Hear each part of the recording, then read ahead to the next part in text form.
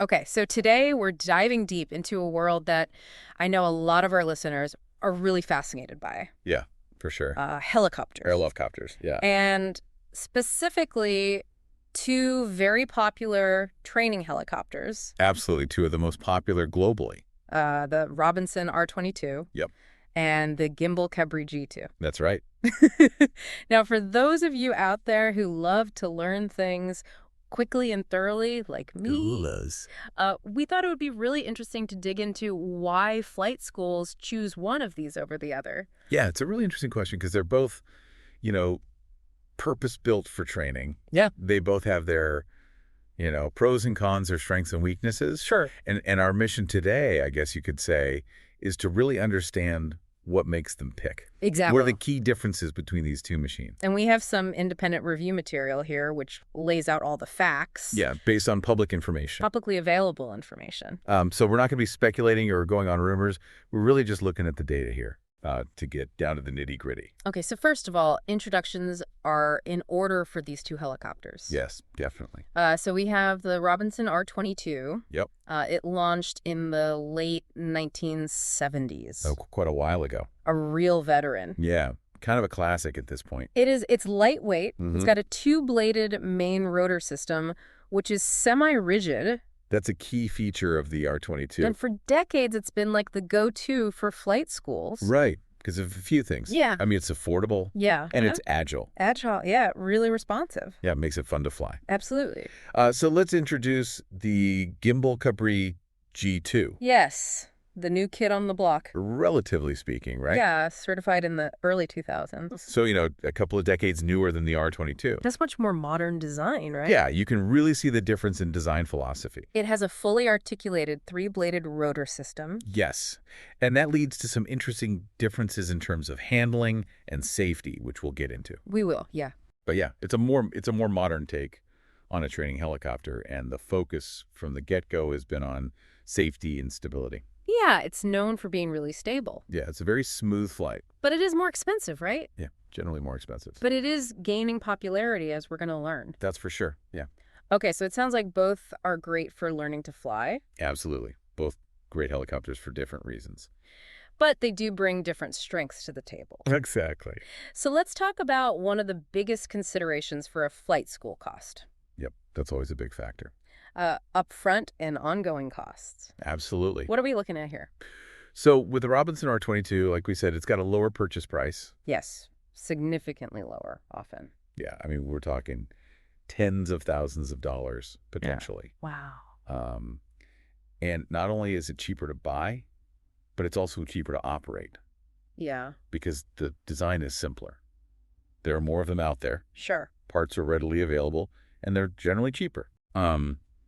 So, you save money on the parts themselves, and you also have less downtime because you're not waiting around for parts to ship in from wherever. Right, so you can get back to training faster. Exactly. Yeah. That's really important for business like that, right? Absolutely. Time is money, as they say. Now, the review did mention that the R22's older design could mean more frequent maintenance over time. Right.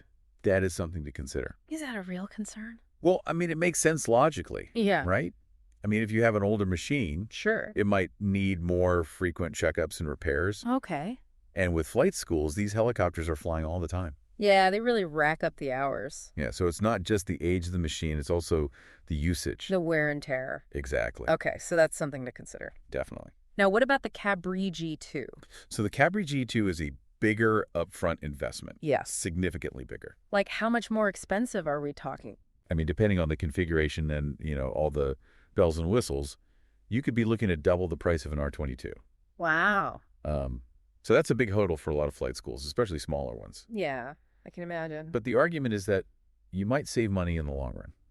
Okay, how so? Well, it's built with more modern materials, Yeah. more modern systems, and the thinking is that, it'll be more reliable. It'll break down less often. Exactly. If it does break down, the repairs might be less frequent. Okay, so fewer trips to the mechanic?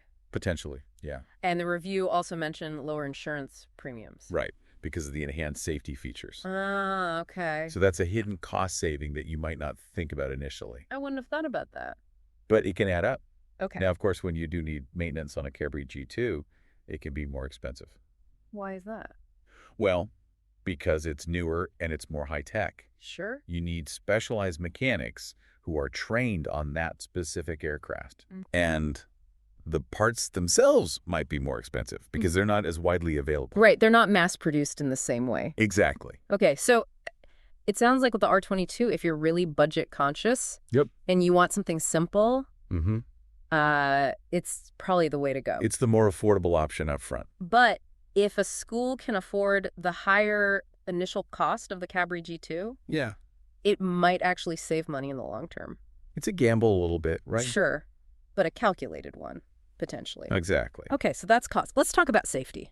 Okay, yeah, safety's huge, obviously. They're negotiable, right? Yeah, absolutely essential. When you're learning to fly a helicopter. And for the instructors as well. For everyone involved. Yeah. So how do these two stack up? So the R22, it's got a proven safety record. Yeah, it's been around for a while. Decades of use. Yeah. Millions of flight hours. And a lot of experienced instructors know this thing inside and out. Oh, yeah. I mean, most helicopter instructors have probably flown an R22 at some point. Right. And in the USA, there's even specific mandatory training. Yeah, SFR 73. Yep. Helps pilots understand the specific risks of the R22 and how to mitigate them. And the review mentioned something called mast bumping. Yeah, that's a big one. Tell me about that. So in certain flight conditions, the rotor hook can actually strike the main mast. Oh, wow. It's rare, but it's very serious. And the R22 is more susceptible to this. Yeah, because of the semi-rigid rotor system. Okay. The Cabri G2 with its fully articulated rotor system is much less likely to experience mast bumping. Okay, that's good to know. Yeah, and the R22 also lacks some of the modern safety features that you find in newer helicopters. Like what? Like crash-resistant fuel tanks, reinforced cabins, right, things like that. Which are designed to protect the occupants in a crash.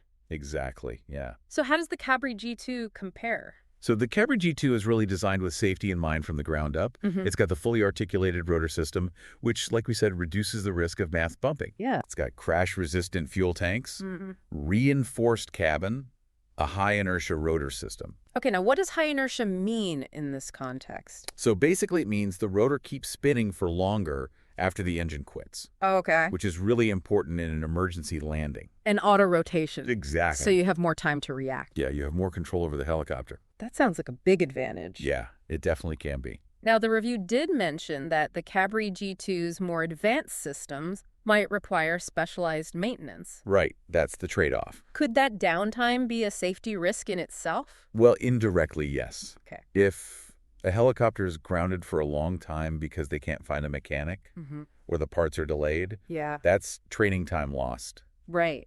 And pilots need to be flying regularly to stay proficient. Sure, to keep their skills sharp. Exactly. So that's something for flight schools to consider. Definitely. But in terms of the actual design of the helicopter itself, the Cabri G2 sounds like it has a real edge in safety. Yeah, I think it's fair to say that. Okay, so let's move on to performance and handling. All right, yeah, this is where it gets interesting. Because this is really what flying a helicopter is all about, right? Yeah, how does it feel? So what's the experience like for the student? Right, and how does that impact their learning? Exactly. So the R22 is known for being very agile. Yeah. Very responsive. A little twitchy. Some people say that. Yeah. It doesn't take much to get it moving. Right. It's like driving a sports car. Okay. You just touch the controls and it reacts immediately. But that can be good for learning, right? Oh, the argument is that it forces you to be very precise. Sure. You have to develop really fine motor skills to control the R22 smoothly. So you come out of it a better pilot. Potentially, yeah, because you've really had to work for it. And the R22's lightweight design also gives you a very direct feel for flying. Yeah, some people call it a raw flying experience. Like you're really connected to the machine. Exactly. But the review said that this sensitivity can be overwhelming for beginners. Yeah, it can be a bit much if you're not used to it. I imagine. It's like learning to drive a manual transmission car. Yeah. You stall it a few times before you get the hang of it. And what about auto rotations in the R22? So Auto rotations are more challenging in the R22 because of the low inertia rotor system. Right, so the rotor slows down faster, Exactly. so you have less time to react. And you have to be very precise with your control inputs. Okay, so the R22 is a steeper learning curve. Yeah, it's more demanding, for sure. What about the Cabri G2? So the Cabri GD is much more stable. Smooth. Yeah, very smooth. That three-bladed rotor system? Yeah, it just glides through the air. Okay. And that stability makes it much easier for beginners to manage. To not get overwhelmed. Right. They can focus on learning the basics without feeling like they're constantly fighting the helicopter. And auto rotations are also easier. Yeah, because of the high inertia rotor system, you have more time to react. More margin for error. Exactly. But some people say that the Cabri G2 might not challenge students enough. Right, that's the argument. Like they might get too comfortable with the stability. Yeah, and then when they transition to a more demanding helicopter, they might not be prepared. Right, they might not have developed those quick reflexes and those fine motor skills. So it's really a question of training philosophy. Yeah, do you want to throw them in the deep end and let them sink or swim? Yeah, tough love. Or do you want to ease them into it? More gradual approach. Right. Okay, so that's performance and handling. Yep. Let's move on to maintenance and support. Oh, okay. Yeah, keeping these machines flying is a big job. Absolutely essential for a flight school. Yeah, they need to minimize downtime. So what are we looking at here? So the R22, its simplicity is a big advantage. Okay. It means that a lot of mechanics can work on it. They don't need specialized training. Not necessarily. And parts are widely available. Yeah, you can find R22 parts pretty much anywhere in the world. Which is really important for flight schools that are operating in, remote locations. But the older technology could mean more frequent inspections. Yeah, that's the trade-off. Just to make sure everything's in good working order. Especially with the high usage rates of training helicopters. Right. They're getting flown hard. Yeah, all day, every day. Okay, what about the Cabri G2? So the Cabri G2 is built with more modern materials. Yep.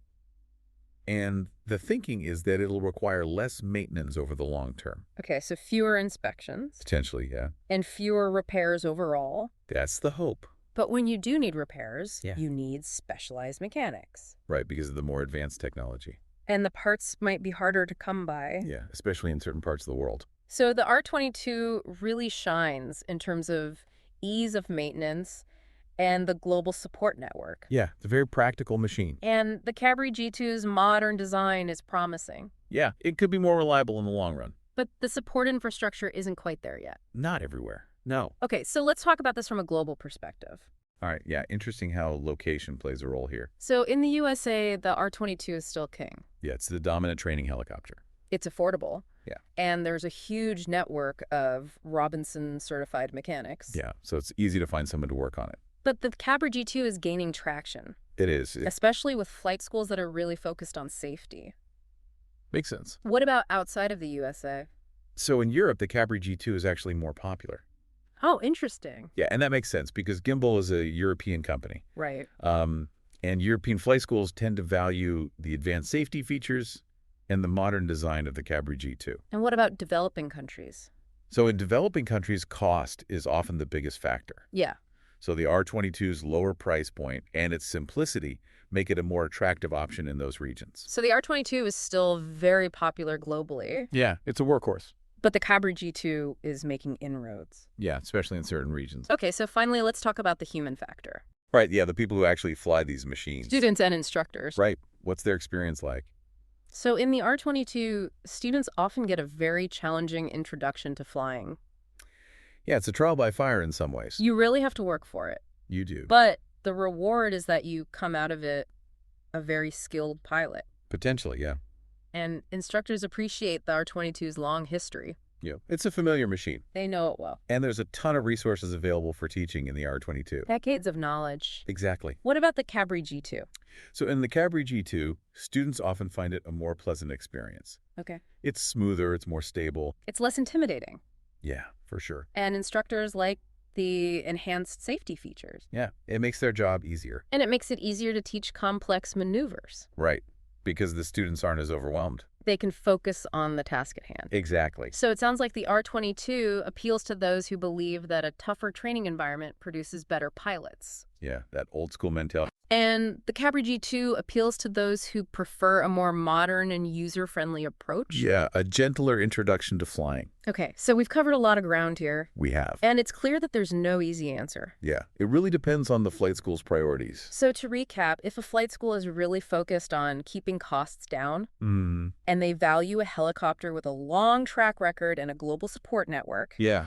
the R22 is probably the way to go. It's the safe bet. And if they believe that learning on a more challenging helicopter makes you a better pilot, the R22 also fits that bill. For sure. But if a school is willing to invest more upfront for a helicopter with cutting-edge safety features, and they want a more modern and stable platform, the Cabri G2 is a really strong contender. Absolutely. It's a tough choice. It is, yeah. Both great helicopters. Yeah, for different reasons.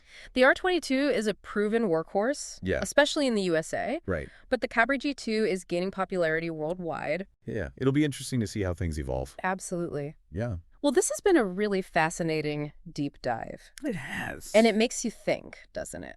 About what? Well, we've been talking about this trade-off between cost effectiveness and established methods versus, advanced technology and safety. Right. And that's something that you see in a lot of different fields. Oh, yeah, absolutely. Absolutely. Healthcare education. You name it. Yeah, it's a universal challenge. So I'm curious for our listeners out there. What are some other fields where you see this same tension playing out? Yeah, where do you see the battle between the old and the new, the proven and the innovative? What are the trade-offs? Yeah, what are the costs and benefits of each approach? Leave us a comment. Let us know your thoughts. We'd love to hear from you.